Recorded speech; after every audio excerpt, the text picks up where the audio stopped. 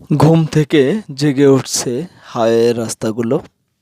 যদিও রাতেও রাস্তাগুলোর কোনো ঘুম নেই, কোনো বিরতি নেই। রাস্তাগুলোকে জেগেই থাকতে হয়। এটাই হচ্ছে বাস্তবতা।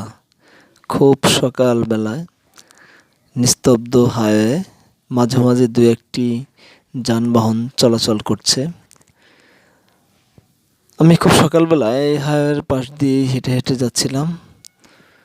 তো এই এক অপরূপ প্রকৃতি। আধো আলো আধো অন্ধকার, এর মধ্যে দিয়েই গাড়িগুলো তাদের হেডলাইট জ্বালিয়ে রাজপথে চলছে।